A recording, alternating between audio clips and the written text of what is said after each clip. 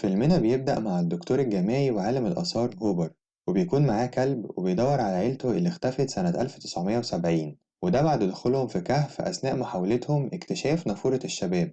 وبتكون مية النافورة قادرة على استرجاع الشباب والصحة على حسب أقاويل الأسطورة. ولما بيوصل هوبر لموقع حادث الاختفاء وبيلاقي الكهف، فبيروح عند المدخل وبينور بالكشاف بتاعه، وبيشوف راعي بقر لابس لبس ستايله قديم ومش من العصر بتاعنا، وبيكون راعي البقر واقف مكانه وما بيتحركش كأنه جماد. فبيتصدم هوبر من المنظر وبيخاف وبيرجع على بيته. وبنعرف إن هوبر كان مخطط إنه يكتشف الكهف ده مع تايلور وجاكي زمايله، ولكن لما هوبر بيوصل للبيت بيقول لهم إنه صرف نظر عن الموضوع، وما بيرضاش يقول لهم على اللي شافه علشان بيكون قلقان عليهم من الخطر. وتاني يوم بيقرر هوبر إنه يرجع للكهف لوحده، وبيربط حبل على صخرة بره الكهف وبينزل بيه لجوه، وبيلاقي فيه طبقة فاصلة ما بين العالم الداخلي اللي جوه الكهف والعالم الخارجي، فبيدخل من خلال الطبقة دي. وأول ما بيدخل بيتحرك راعي البقر اللي كان متجمد. وبكده بيكون عدى على رحلة استكشاف هوبر للكهف يومين، وتايلر وجاكي مجالهمش أي خبر عن هوبر، فبيقرروا إنهم يروحوا يدوروا عليه عند الكهف. وبسبب إن هوبر كان أخد عربيتهم معاه، فبيتصلوا بكارا حبيبة تايلر وبيخلوها تجيلهم بعربية أبوها. وبتكون كارا معاها أختها فيفز، علشان فيفز بيكون عندها مشروع في المدرسة، وبيكونوا كمان جايبين معاهم فيرب زميل فيفز في المدرسة. وبتوصل المجموعة للموقع اللي هوبر قال لهم عليه، وبيلاقوا عربية أهل هوبر من السبعينات، وبيعرفوا إن هوبر كان عايز كل ده يلاقي أهله، وإنه كان قايل لهم إن عايز يلاقي ناس مفقودين من السبعينات وموضحش هما مين. وبيلاقوا حبل قديم ممتد داخل الكهف، وبيتتبعوا الحبل ده بس بيلاقوه مقطوع من جوه، فبيفتكروا إن الحبل ده مش بتاع هوبر بسبب إن شكله قديم جدا، وإن هوبر مختفي بقاله يومين بس. وبتقرر المجموعة إنهم ينزلوا من فتحة في الكهف اللي تحت بالحبل، وبيسيبوا فيرب فوق علشان بيكون خايف إنه ينزل معاهم. ولما بينزلوا من الفتحة بتكتشف كارا نفس الطبقة الفاصلة اللي لقاها هوبر من يومين، وبتقول إن الهواء والجو الناحية التانية مختلف تماما عن اللي هما فيه، فبيقرروا إنهم يعدوا من خلال الطبقة دي. وفي نفس اللحظة بيكون هوبر ماشي ورا راعي البقر، وبيبدأ يحس إن في حاجة غلط بتحصل، وبيشوف أنوار عمالة تطفي وتنور كل شوية، كأن في حد ماسك كشاف ضخم وعمال ينوره ويطفيه عند مدخل الكهف. وفجأة بيسمع صوت صريخ فبيهرب من الكهف بسرعة، وبيكون هوبر دخل الكهف من 5 دقايق بس، ووقتها كان الوقت لسه الصبح والشمس كانت مشرقة. ولكن لما بيخرج بيلاقي إن الوقت بقى بالليل، وإن شكل البيئة اللي بره الكهف بقت مختلفة تماما.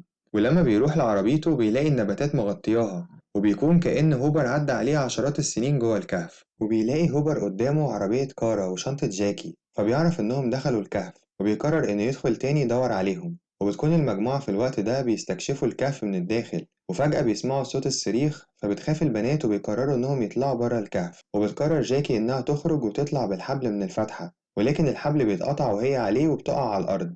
وبيتصاب تايلور وهو بيحاول إنه ينقذها، فبيسحب تايلور الحبل التاني ولكن هو كمان بيطلع مقطوع. فبتفكر المجموعة إن فيرب هو اللي اتعمد إنه يقطع الحبل علشان يهزر معاهم، فبيحاولوا إنهم يتواصلوا مع فيرب من خلال اللاسلكي اللي معاهم ولكن ما بيردش عليهم. وبعد شوية بيسمعوا صوت تشويش جاي من اللاسلكي، وبيسمعوا صوت استغاثة وبيفتكروا إن ده فيرب، بس ما بيكونش عندهم حل تاني غير إنهم يلفوا من جوه الكهف. وبيسيبوا جاكي المصابة وراهم لوحدها علشان مش قادرة تمشي، وبيقولوا لها إن هيرجعوا لها تاني. وبتوصل المجموعة للناحية التانية من الكهف بس بيلاقوا حبل مقطوع برضه، وبيتفاجئوا لما بيشوفوا جثة فيربي ورقبته مكسورة، وبيلاقوا كاميرا فيربي جنب الجثة، فبيشغلوا التسجيل اللي عليها علشان يعرفوا ايه اللي حصل. وبيكون فيربي كان بيصور نفسه وهو بيفتح دفتر ملاحظات أبو هوبر، واللي مكتوب فيه إن الكهف فيه مية سحرية قادرة على شفاء الناس من أي مرض، وده لأن أخت هوبر كان عندها مرض شديد، فقررت عيلتها إنهم يدوروا على الكهف ده علشان بنتهم تخف. وبيبان إن عدى على فيرب أيام وهو مستني رجوعهم،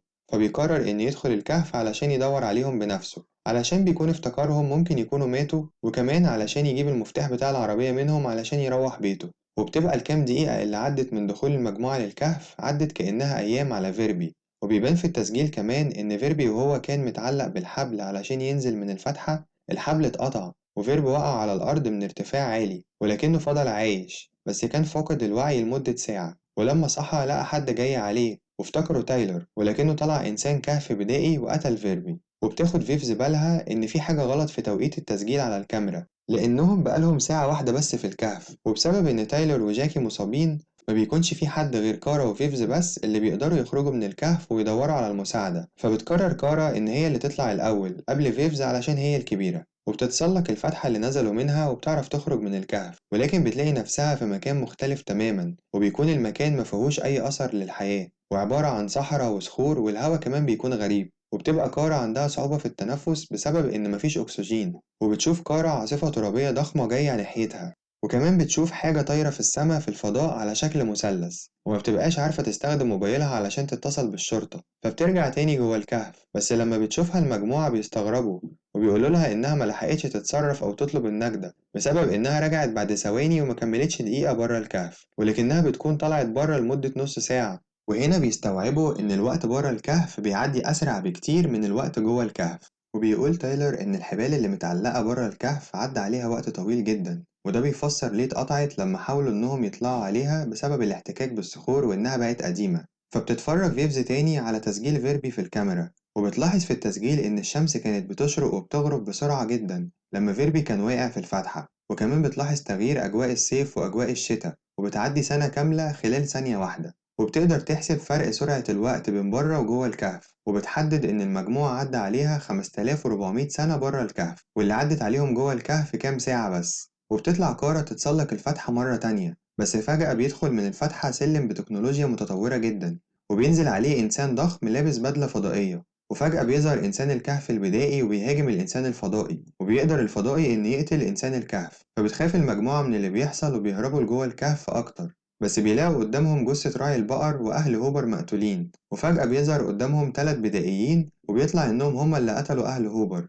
فبيقرر تايلور إنه يهاجم واحد منهم، لكن الإنسان البدائي بيقتله بوحشية. فبتهرب البنات بسرعة للناحية التانية من الكهف، وبتقرر كارا إن ترجع تطمن على حبيبها تايلور، لكن بتتصدم لما بتلاقيه مات وبتفضل تعيط. لكن بيظهر قدامها الإنسان الفضائي وبياخد جثة تايلور وبيحطها في بركة مية موجودة في الكهف، وبتحصل حاجة سحرية وبيرجع تايلور للحياة. بس بيظهر البدائيين تاني وبيهاجموا الفضائي، وبيقدروا يشيلوا الخوذة اللي لابسها، فبيتعرض الفضائي للهواء وما بيعرفش إنه يتنفس، ولكنه بيقدر يقضي عليهم قبل ما يموت. بس وهو بيحتضر بيوريهم فيديوهات لوسائل الإعلام وهما بيتكلموا عن اختفائهم، وبنعرف إن البشر سابوا الأرض وراحوا لكوكب تاني من سنين علشان البشرية ما تنقرضش، وده بسبب إن الأرض بقت غير صالحة للحياة.